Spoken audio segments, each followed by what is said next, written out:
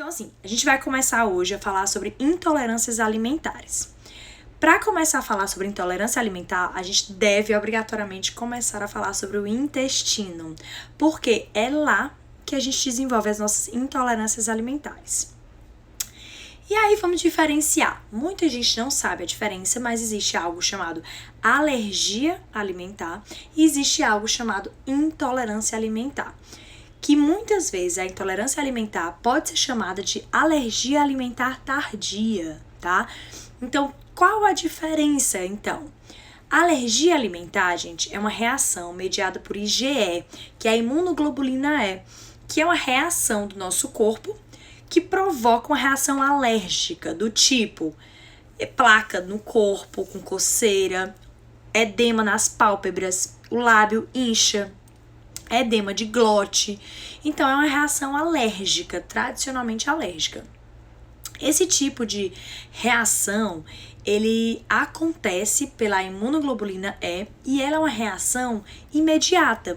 Então, você, por exemplo, come um camarão e aí, minutos depois, você tem um edema nos olhos ou no lábio, ou você já desenvolve placas no corpo, um racha, um vermelhidão e coceira no corpo. Então, é uma reação rápida, tá? E muitas pessoas confundem essa questão da alergia com intolerância, mas é bem fácil a gente entender. A alergia alimentar, ela é uma reação rápida, normalmente tem essas reações que eu falei, né, de pele, da produção de histamina, então inchaço, edema, placa no corpo, e ela é, o quadro dela é um pouco mais grave, tá? E a minoria da população tem alguma alergia, tá, alimentar.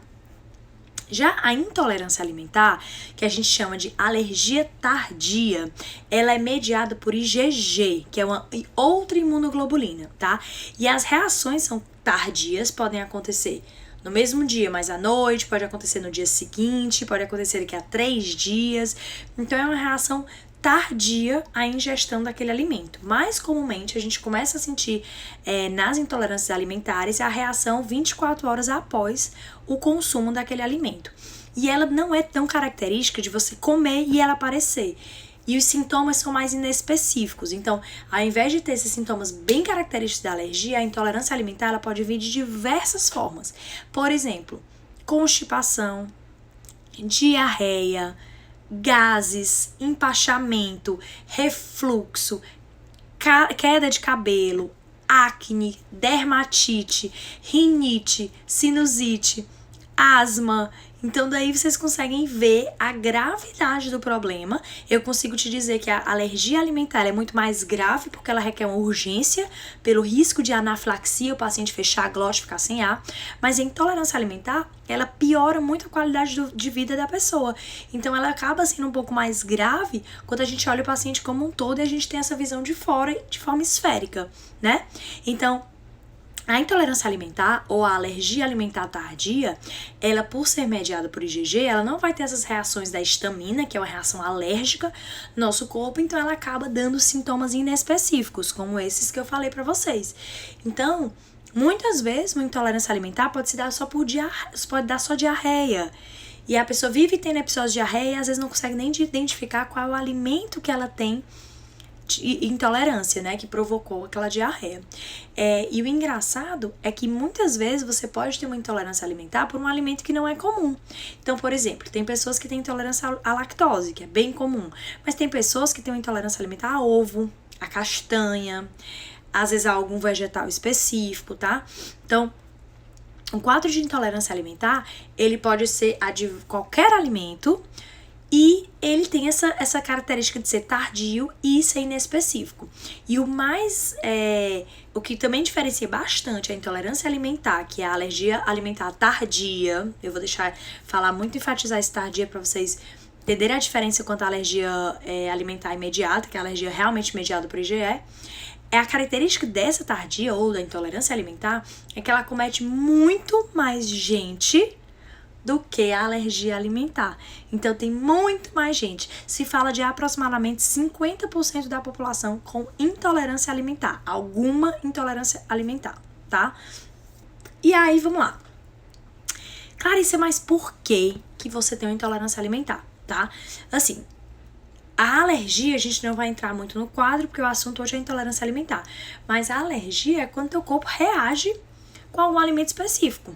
Ele ficou sensível, ele se sensibilizou e reage dessa forma que eu expliquei anteriormente.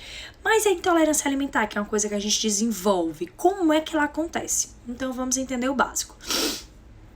A gente tem o intestino, que faz parte do nosso trato gastrointestinal, então tem esôfago, estômago, tem o intestino delgado e tem o intestino grosso, que é onde tem o reto e saem as fezes. Então, o nosso intestino, ele tem células que são chamadas de enterócitos, tá? Que fazem a parede do intestino, certo? Então, nosso intestino ele é feito por várias células que protegem a parede. E a gente considera a parede do intestino como uma peneira. A peneira, ela pode ter o furinho bem pequenininho, que é o comum, mas ela pode estar tão estragada que o furinho tá bem grandão. E o que acontece? Algumas pessoas, pelo estilo de vida, por exemplo, uso de antibióticos, uso de corticoides, cigarro, álcool, alimentação inadequada, as toxinas do ambiente, não ter nascido de parto normal, não ter mamado, várias coisas contribuem para uma flora intestinal não ser saudável. E aí, muitas vezes, essa flora intestinal, que são as bactérias que estão lá no nosso intestino, não estão saudáveis e podem provocar reações inflamatórias no nosso intestino. E aí, a parede do intestino, que é como se fosse um cano, né? A parede ali daquele cano, que é o revestimento, começa a ficar inflamado.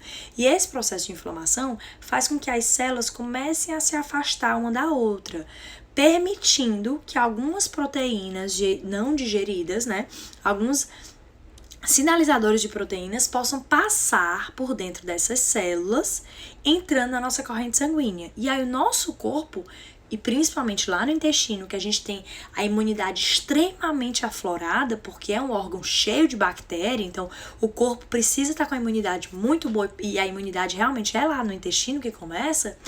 Então, por tudo da imunidade praticamente está no intestino, no momento que essa partícula entra, o corpo provoca uma reação de anticorpo, de imunidade contra aquele determinado alimento, tá? E aí começam as intolerâncias alimentares. Então, muitas pessoas têm intolerância alimentar a um alimento específico, mas tem pessoas que têm inúmeros alimentos. Então, isso vem muito da questão do intestino estar permeável, que é o que a gente chama de síndrome da permeabilidade intestinal. É quando o intestino está uma peneira, digamos assim, com os buracos largos. Então, qualquer coisa pode passar e o nosso corpo, como tem um mecanismo muito importante de imunidade, vai reagir contra esses alimentos e começa a ir contra eles, produzindo essa imunoglobulina G, certo? E aí começam as intolerâncias alimentares. E tem mais. O que acontece? O nosso intestino, ele é composto de inúmeras bactérias, né? Que muita gente fala lactobacilos, mas não são só lactobacilos, né? Tem bifidobacterium, saccharomyces, então tem muito tipo de bactéria dentro do nosso intestino, mas tem muito bichinho lá, pra vocês entenderem. Essas bactérias, elas, podemos dizer que, na teoria, a gente acha que elas moram na gente, mas a gente mais mora nelas do que outra coisa, porque só pra vocês terem noção, o conteúdo genético de bactérias é maior do que o conteúdo genético de nós humanos dentro de um corpo, porque a gente tem muita bactéria dentro do nosso corpo. São as bactérias que estão lá alocadas no nosso intestino e elas são responsáveis pelo processo de digestão. Então, se você não tem bactérias saudáveis no teu trato gastrointestinal, o teu processo de digestão, ele começa a ficar alterado. E aí você vai ser aquela pessoa que não digere direito, que produz muitos gases, que o intestino não funciona. Então, muitas vezes você começa por aí. Antes mesmo de desenvolver uma intolerância alimentar, você começa com esses sintomas que a gente chama de disbiose, que a disbiose é o quê? Uma alteração da microbiota intestinal, que são as bactérias que estão lá no nosso intestino que eram para ser saudáveis e estarem em harmonia, começam a não estar mais em harmonia e começa o nosso intestino a ser colonizado por bactérias não saudáveis. E isso pode vir muito antes do que a gente imagina.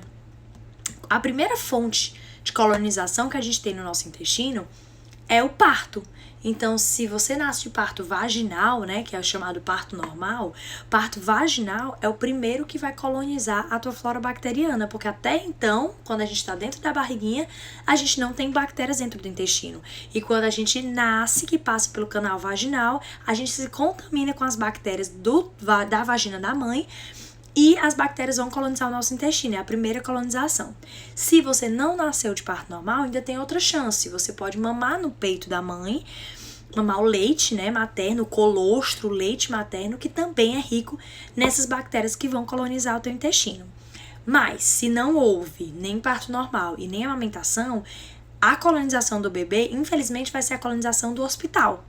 Da equipe que tá lá, das mãos do cirurgião, por mais que esteja de luva, tem contaminação bacteriana, do hospital em si. Então, as bactérias que estão dentro do hospital, nós estamos cientes que não são as melhores bactérias, né?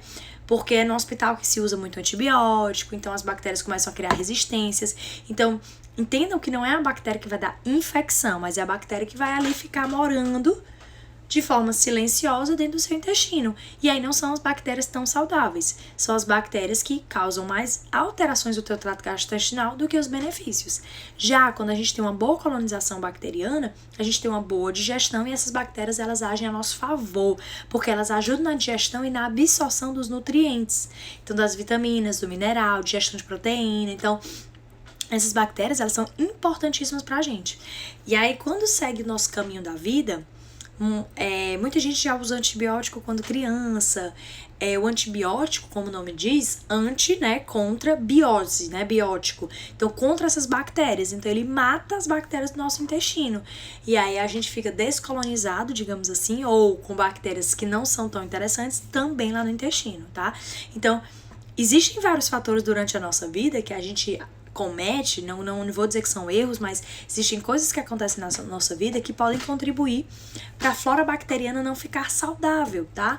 E aí contribuem com alimentação que não está saudável, estresse, que é o cortisol, que altera também a microbiota intestinal, fumo, álcool, corticoide. Então todas essas medicações vão estar lá interferindo no teu intestino, né?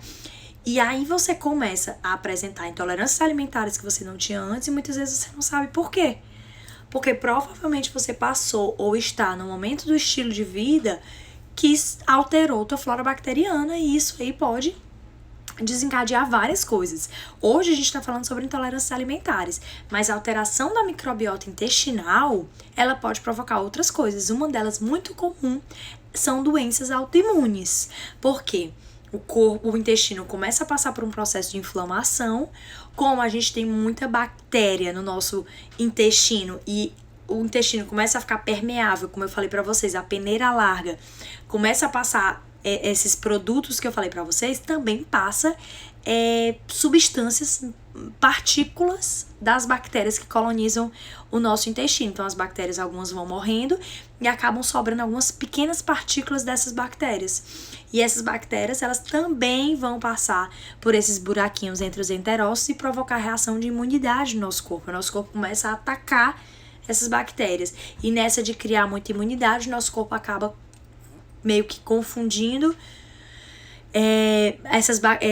esse ataque naquele alimento específico ou naquela bactéria específica e acaba atacando outras partes do nosso corpo, o que pode desencadear as doenças autoimunes, né? Então, lúpus, artrite, psoríase, vitiligo, tiroidite Hashimoto, né? Que é o hipotiroidismo autoimune. Então, tem muita doença autoimune que é desencadeada porque começa tudo no intestino, é desencadeado lá pelo intestino, começa tudo lá. Então, intestino, desbiose, permeabilidade intestinal, vai muito além de intolerâncias alimentares. Então, se você tem uma intolerância alimentar, foca no intestino. Mas é óbvio que eu oriento todos os pacientes. É importantíssimo você tirar primeiro o alimento que está provocando essa intolerância, né? Porque não é o problema o alimento. Por exemplo, deu no seu exame, se você fizer um exame de intolerância alimentar, porque existem exames de intolerância alimentar, tá? Lá no complexo a gente faz o de 216 alimentos, então se você faz um exame de intolerância alimentar e deu que você tem intolerância a clara de ovo, certo? Deu você intolerância à clara de ovo. Quer dizer que a clara de ovo, naquele momento, não é um alimento saudável para você. Não quer dizer que a clara de ovo não seja saudável nunca mais. Naquele momento, ela não é saudável para você. E não quer dizer que ela tá causando intolerância no teu corpo. Não quer dizer isso.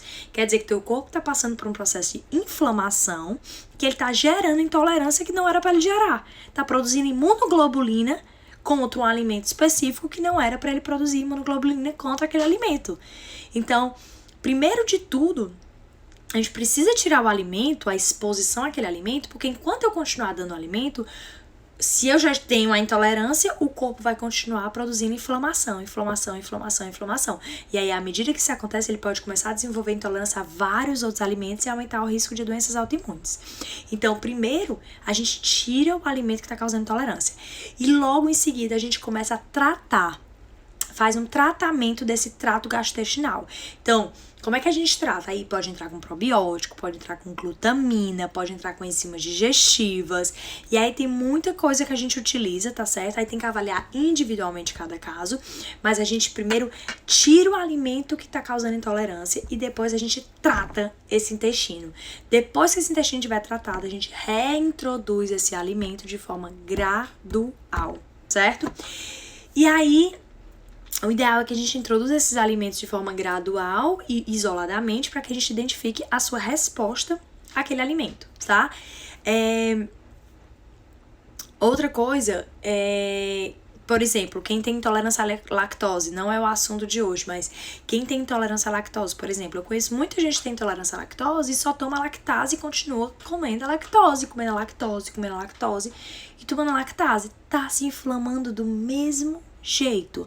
Pode melhorar os sintomas, porque tá tomando a lactase, que ajuda na digestão da lactose, e aí não vai ter diarreia, ou não vai ter gases, não vai ter estufamento, mas tá inflamando do mesmo jeitinho. Então, tem que ter cuidado. Se você é igual alergia. Se você tem uma alergia a camarão, não adianta ficar tomando antialérgico para comer o camarão.